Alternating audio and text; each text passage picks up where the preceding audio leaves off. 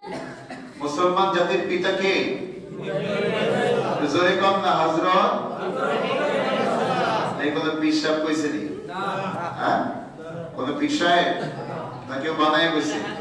কোরআন শরীফে আসছে। কোথায়? কোরআনুল কারীমে আল্লাহ তাআলা বলেন মিল্লাতা আবিকুম ইব্রাহিম। মিল্লাত মানে হলো দল বা জাতি, আর আবিকুম মানে হলো পিতা। ইব্রাহিম যে জাতির পিতা হলো মুসলমান। কোন জাতির পিতা? ওয়া সাম্মাকুমুল মুসলিমিন। যে মুসলমান যে জাতি, এই জাতির পিতা হলো হযরত ইব্রাহিম আলাইহিস সালাম। এটা কোরআনের কথা, এটা অস্বীকার করার মতো। আলহামদুলিল্লাহি নাহমাদুহু ওয়া নাস্তাঈনুহু ওয়া নাস্তাগফিরুহু ওয়া নাউযু বিল্লাহি মিন শুরুরি আনফুসিনা ওয়া মিন সাইয়্যাতি আ'মালিনা। من يهد الله فلا مضل له ومن يضلله فلا هادي له ونشهد أن لا إله إلا الله وحده لا شريك له ونشهد أن سيدنا وسندنا وحبيبنا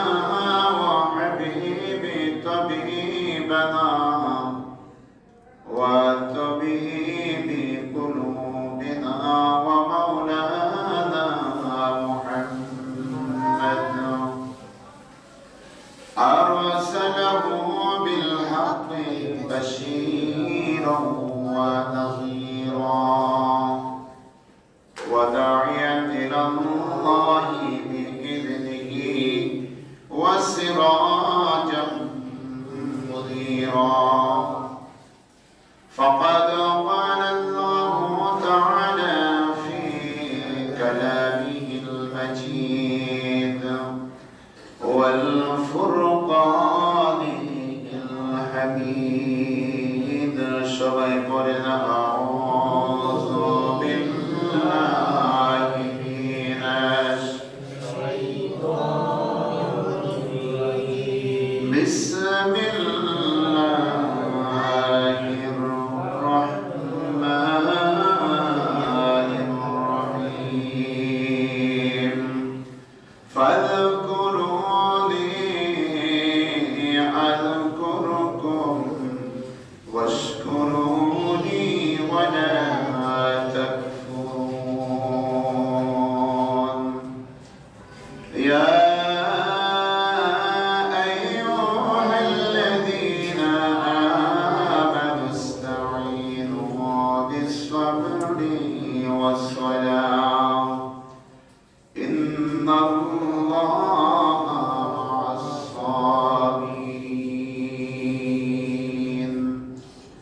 صدق الله مولانا العظيم قال رسول الله صلى الله عليه وسلم فريضة القرآن على كل مسلمين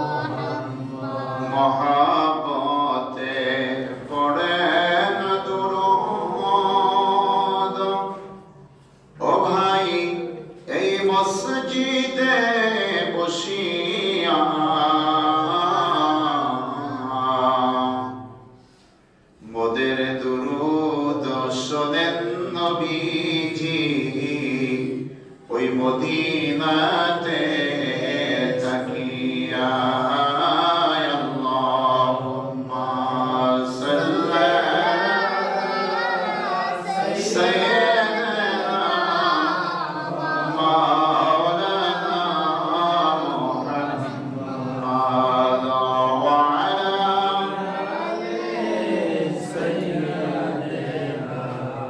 মাওলানা মুহাম্মাদ বালাগাত উলাইকা মানিহি কাশাফাত দুজা বিজামানিহি أسرت جميع خصاله صلوا عليه وآله الصلاة والسلام عليك يا رسول الله الصلاة والسلام عليك يا حبيب الله الصلاة والسلام عليك يا نبي الله الصلاة والسلام عليك يا خير خلق الله الصلاة والسلام عليك يا سيد المرسلين الصلاة والسلام عليك يا خاتم النبيين الصلاة والسلام عليك يا شافع المجنبين الصلاة والسلام عليك يا إمام المرسلين الصلاة والسلام عليك يا رحمة للعالمين وما أرسلناك إلا رحمة للعالمين شكري মহান রবের দরবারে কোটি কোটি শুকর আদায় করেন যিনি আমাদেরকে দয়া করে মসজিদে আসার সৌভাগ্য দান করেছেন এজন্য সকলে বলি আলহামদুলিল্লাহ আলহামদুলিল্লাহ হাজারো ব্যস্ততা ফেলে রেখে আল্লাহু আকবারের ধ্বনি শুনে আল্লাহ তাআলার ডাকে সাড়া দিয়ে এই পবিত্র জুমার নামাজ আদায় করতে আসতে পেরেছি আল্লাহ তাআলা আমাদেরকে সেই সুযোগ করে দিয়েছেন এজন্য আবারো বলি শুকর করি আলহামদুলিল্লাহ আলহামদুলিল্লাহ এমন একজন নবীর উম্মত করে আমাদের পাঠিয়েছেন যেই নবীকে সৃষ্টি না করলে আল্লাহ তাআলা আসমান ও জমিন সহ সৌর জগৎ ভূমণ্ডল সহ तमाम জাহানের কোনো কিছুই আল্লাহ তাআলা সৃষ্টি করতেন না সুবহানাল্লাহ যে নবীজির প্রেমে পড়ে আল্লাহ তাআলা সবকিছু সৃষ্টি করেছেন যে নবীজিকে অন্যান্য সকল নবী ও রাসূলের উপরে আল্লাহ তাআলা মর্যাদা দিয়েছেন যে নবীজির উপরে দুরূদ শরীফ পড়লে তার আমলনামার গুনাহ জড়ে জড়ে পড়ে যায় যে নবীজির উপরে দুরূদ শরীফ পড়লে নবীজিকে সালাম দিলে আমলনামায় নেকি যোগ করা হয় যে নবীজির উপরে দুরূদ শরীফ পড়লে হাসরের ময়দানে দয়াল নবীজি বলেন যে যত বেশি দুরূদ পড়বে সে আমার তত নিকটবর্তী থাকবে সুবহানাল্লাহ আল্লাহ রাব্বুল আলামিন মাকামে মাহমুদ সর্বোচ্চ সম্মানিত স্থান যার জন্য নির্ধারণ করে রেখেছেন যার মুখে কথাগুলো জীবনে একটা বারের জন্য আল্লাহ তাআলার হুকুম ব্যতীত একটা কথাও বলেন না যাকে কাফের মুশরিকরা পর্যন্ত আল আমিন নামে জেনেছেন বিশ্বাস করেছেন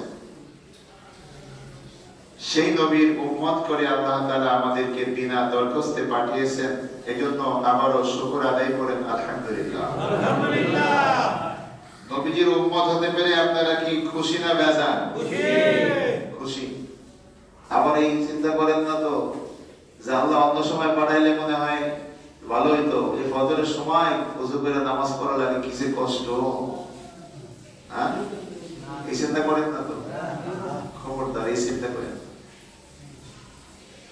আমার আল্লাহ রাব্বুল আলামিন তার প্রিয় হাবিবের জন্য হাবিবের উম্মতের জন্য আমাদের যতটুকু আমরা ইবাদত করতে পারবো, আমাদের উপরে কষ্ট হবে না, আল্লাহ তাআলা ততটুকু ইবাদতে আমাদের জন্য নির্ধারণ করেছেন। বলেন সুবহানাল্লাহ।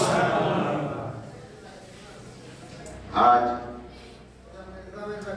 রজব মাসের জুমা চলতেছে, যে রজব মাসে আমার দয়াল নবীজি বেশি বেশি পড়তেন আল্লাহুম্মা বারিক লানা ফি রজব ওয়া শাবান ওয়া বাল্লিগনা রমাদান। বলেন আল্লাহুম্মা বারিক লানা ফি রজব ওয়া শাবান ওয়া বাল্লিগনা রমাদান। যে হে আল্লাহ, এই রজব মাসের বরকত আমাদেরকে দান করো, শাবান মাসের বরকত দান করো, আমাদেরকে রমজান পর্যন্ত পৌঁছায় দাও, যাতে আমরা রমজানের রোজা রেখে আমরা তোমার সান্নিধ্য পেতে পারি, রমজানের রহমত, বরকত, মাগফিরাত, নাজাত, নিয়ামত আমরা পেতে পারি। এই দোয়া আমার রাসূল সাল্লাল্লাহু আলাইহি ওয়াসাল্লাম আমাদেরকে শিখিয়ে গেছেন। এটা নামাজের পরে বা অন্যান্য সময় পড়বেন। আদকার জুমার নামাজের জন্য উপস্থিত অত্র মসজিদের স্যালেন্ডার হয়ে গেলাম, আমি মুসলমান হয়ে গেলাম।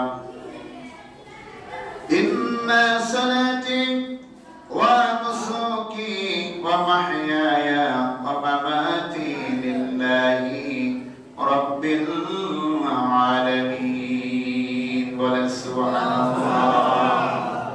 ইব্রাহিম আলাইহিস সালাম বললেন, শুধু আসলিম বলেন নাই, আসলাম তো বলেন নাই যে আমি সালেন্ডার হয়ে গেলাম, এই কথা বলেন নাই। তিনি সাথে সাথে বললেন, আমার যত ইবাদত, ইন্না সালাতি ওয়া নুসুকি ওয়া মাহইয়ায়া ওয়া মামাতি লিল্লাহি রাব্বিল আলামিন।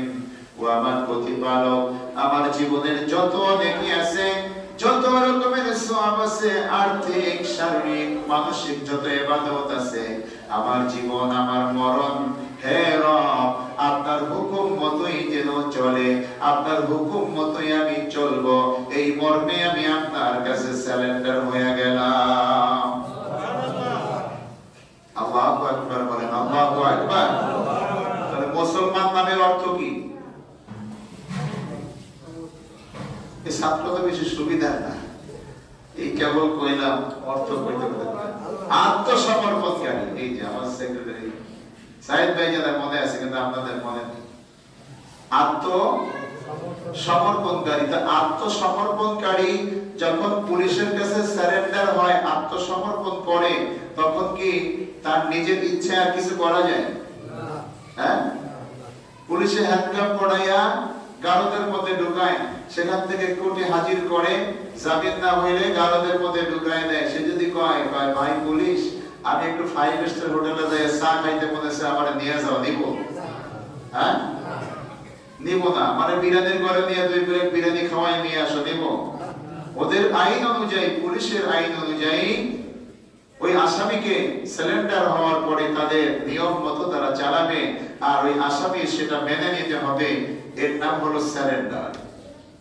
সহজে আপনারা বুঝতে পারবেন তাই বললাম। আর আল্লাহর কাছে আত্মসমর্পণ করা, সারেন্ডার হওয়া মানে হলো যে আল্লাহ তাআলা যত হুকুম করবেন, আল্লাহ আমি সব হুকুম মেনে চলবো, আমার ইচ্ছা মতো আমি চলবো না, আপনার যে হুকুম যেভাবে আমার রাসূল করতে বলেছেন আমি সেভাবেই করব। বলেন সুবহানাল্লাহ। আমার কথা বুঝতে পারেন? ইন্নী আসলামতু লিরাব্বিল আলামিন, আমি আল্লাহ তাআলার কাছে সারেন্ডার হলাম। ইন্না সালাতি ওয়া নুসুকি ওয়া মাহইয়ায়া ওয়া মামাতি লিল্লাহি রাব্বিল আলামিন। আমার জীবন, আমার মরণ যা কিছু আছে সব কিছু কার জন্য? কথা বলেন, কার জন্য? জিকির করেন লা ইলাহা ইল্লাল্লাহ।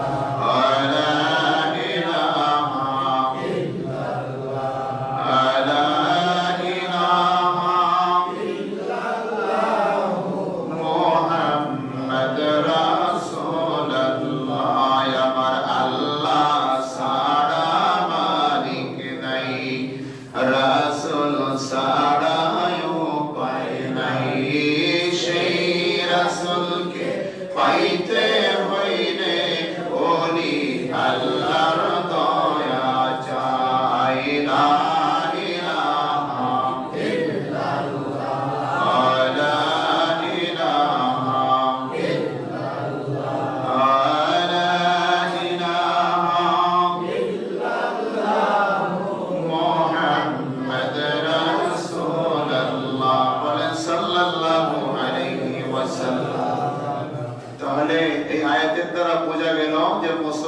যদি হতে হয়, মুসলমান যদি আমরা হতে চাই, তাহলে আল্লাহ তাআলার হুকুমের অমান্য করা যাবে না, আল্লাহ তাআলার হুকুমের বাইরে চলা যাবে না।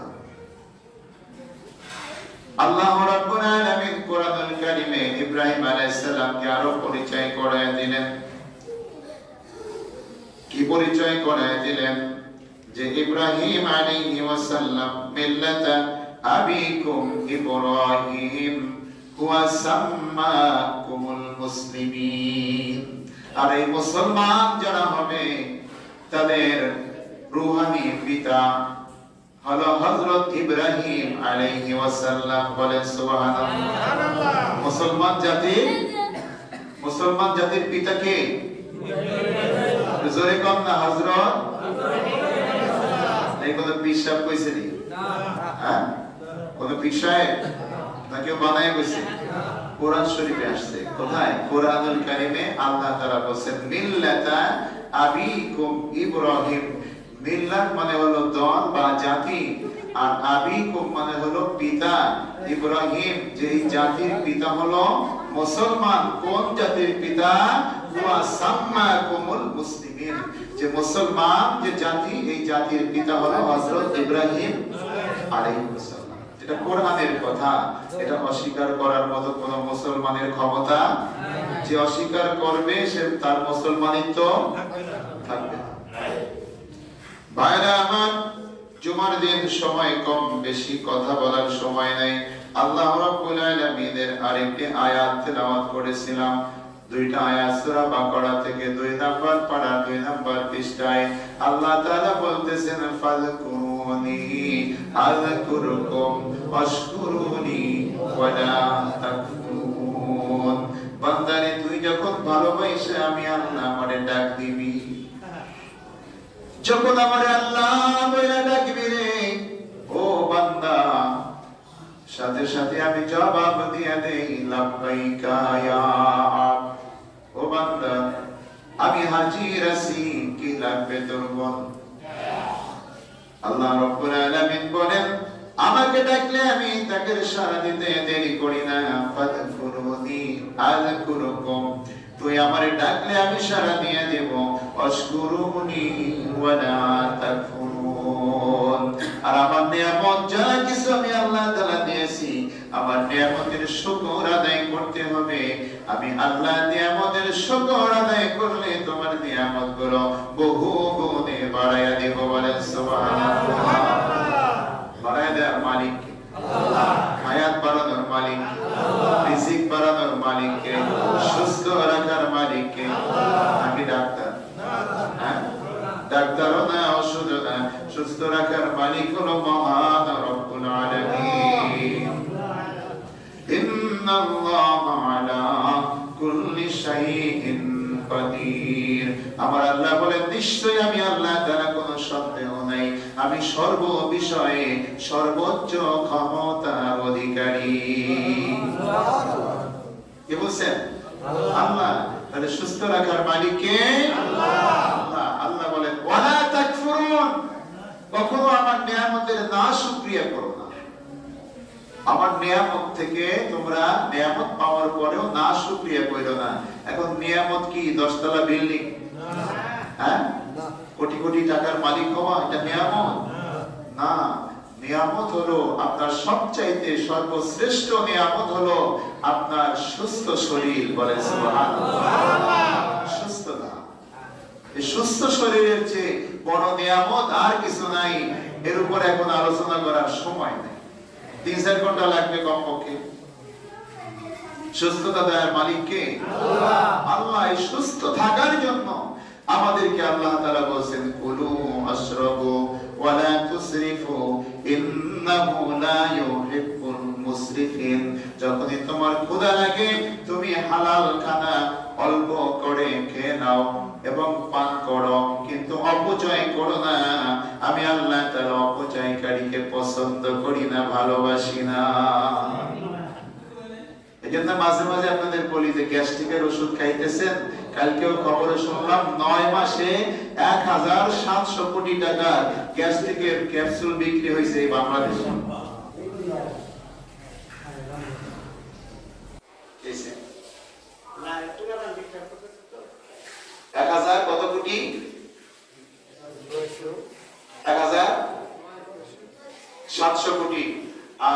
সারা বছরের মধ্যে 3000 কোটি টাকার গ্যাস্ট্রিকের ওষুধ বিক্রি হয়েছে, কিন্তু আমার রাসূল সাল্লাল্লাহু আলাইহি ওয়াসাল্লাম এমন এলেম, এমন শিক্ষা আমাদের দিয়ে গেছেন, যেই অনুযায়ী, হাদিস অনুযায়ী, সুন্নাত অনুযায়ী যদি আমরা খাবার খেতাম তাহলে গ্যাস্ট্রিকের ওষুধ খাওয়া লাগতো না। সেটা কি? আমার রাসূল সাল্লাল্লাহু আলাইহি ওয়াসাল্লাম হাদিসের মধ্যে এবং তার নিজে প্র্যাকটিক্যাল আমাদেরকে বলে গেছেন যে তোমরা যখন খাবার খাবে তোমরা তখন পেটের 3 ভাগের 1 ভাগ খাবার খাও। কয় ভাগ? 1 ভাগ। কথা কথা কেন? আরে কইতে তো সমস্যা নাই, তো খাওয়া আটকাই রাখতেছি না, কই তো অসুবিধা কি? পেটের 3 ভাগের 1 ভাগ খানা খেতে হবে, আর 1 ভাগ পানি পান করতে হবে, আর 1 ভাগ খালি থাকবে। এখন থেকে প্র্যাকটিস করেন, যদি গ্যাস্ট্রিক হয় আমি সারা জীবন আপনারে আল্লাহ যদি আমার বাঁচায় রাখে গ্যাস্ট্রিকের ওষুধ ফ্রি খাওয়াবো।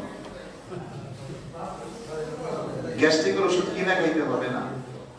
যে গ্যাস্ট্রিকের ওষুধ তৈরি করছে যারা এলোপ্যাথিক, যারা গবেষক, চিকিৎসক, তারা বলছেন এই গ্যাস্ট্রিকের ওষুধ অতিমাত্রায় খেলে, যেমন অ্যান্টিবায়োটিক এমবিবিএস ডাক্তারের পরামর্শ ছাড়া খাওয়া যায় না, আর এলোপ্যাথিকের যে গ্যাস্ট্রিকের ওষুধগুলো এগুলো এমবিবিএস ডাক্তারের পরামর্শ ছাড়া খেলে আপনার ক্যান্সার হতে পারে।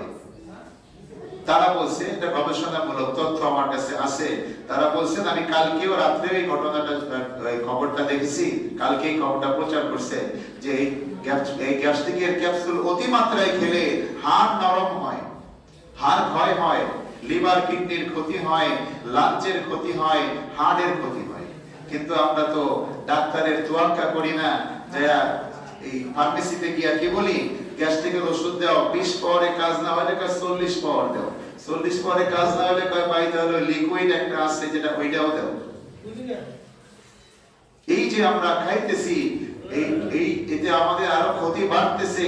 তো আমি আপনাদেরকে যে পরামর্শ দেব ইমাম হিসাবে এবং ডাক্তার হিসাবে, ধর্মীয় মতে এবং চিকিৎসা মতে, যে আপনারা যদি এখনো খাওয়া কন্ট্রোল করেন আপনাদের গ্যাস্ট্রিকের ওষুধ আস্তে আস্তে বাদ দিতে পারবেন, খেতে হবে না।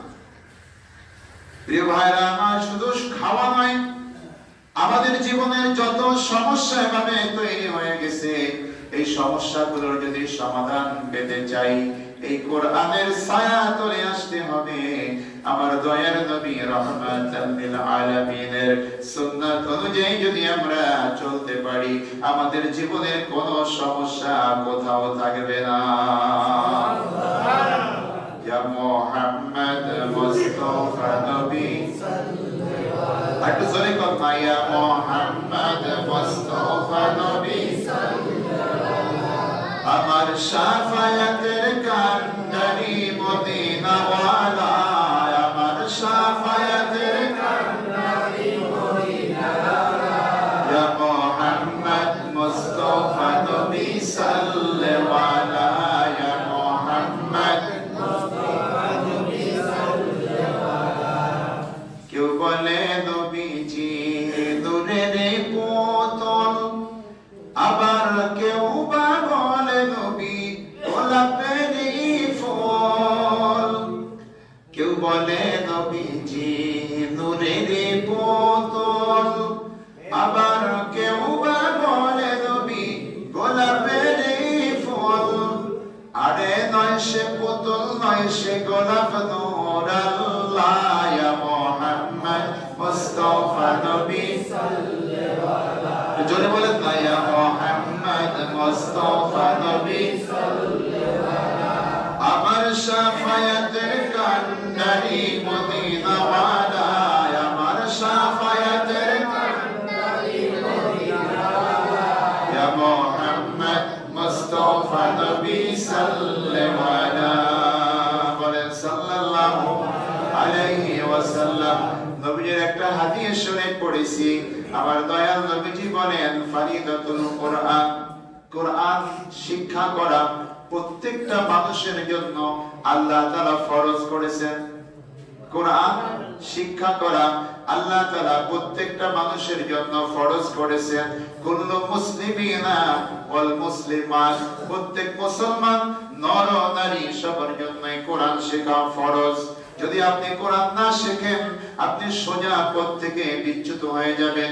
ইহদিনাস সিরাতাল মুস্তাকিম যতই দোয়া করি, কিন্তু ডাক্তারের কাছে যাই, ভিজিট দেই, ওষুধ লিখে দেয়, টেস্ট করে, বিভিন্ন ওষুধ ধরা পড়লে কিন্তু ওষুধ খাই না, রোগ সারবে। নামাজের মধ্যে দোয়া করি, আল্লাহ ইয়াকা না'বুদু ওয়া ইয়াকা নাস্তাঈন, আমি তো আপনার ইবাদত করি, আপনার কাছে সাহায্য চাই। আল্লাহ বলে, বান্দা কি সাহায্য চাও? ইহদিনাস সিরাতাল মুস্তাকিম, আল্লাহ আমাকে তুমি সহজ এবং সঠিক পথ দেখাও। সিরাতাল্লাযীনা আন'আমতা আলাইহিম, যারা সোজা পথে চলে, তোমার বন্ধুকে পেয়েছে, তোমাকে পেয়েছে, যারা তোমার সান্নিধ্য পায়, তাদের পথ দেখাও। তারা কারা? তারা হলো নবী রাসূল, তাদের পথ আমাদেরকে দেখাও। গায়রিল মাগদুবি আলাইহিম ওয়ালাদ-দাল্লিন, তাদের পথ দেখায়ও না যারা সঠিক পথ পাওয়ার পরেও, তোমার কথা শোনার পরেও, আমার রাসূলের দাওয়াত পাওয়ার পরেও যারা এই সহজ পথে আসে না, দ্বীনের পথে আসে না, যেমন আবু জাহেল, আবু লাহাব, ফিরআউন, নমরুদ, কারণ এদের পথে আমাদেরকে তুমি দেখাইও না। এরপরে আমরা সবাই মিলে পড়ি আমিন। আল্লাহ তুমি কবুল করো। এখন এটা পড়লাম কিন্তু কোরআন মানলাম না, আপনি উপকার পাবেন? হ্যাঁ, কোরআন শিক্ষা করা কি ফরজ। কোরআনের হাফেজ হতে হবে না, আপনি যে কাজ করবেন ওই কাজ কোরআনে কি হুকুম আছে এই কোরআনের হুকুম মানতে হবে, তাহলে আমরা সহজ এবং সঠিক পথে চলতে পারবো। আল্লাহ রাব্বুল আলামিন যেন আমাদের সবাইকে এই কোরআন পড়া, কোরআন বোঝা, কোরআন মেনে চলার তৌফিক দান করেন, বলেন আমিন। রাসূল করিম সাল্লাল্লাহু আলাইহি ওয়াসাল্লামের আদর্শ মেনে জীবন যাপন করার তৌফিক দেন, বলেন আমিন।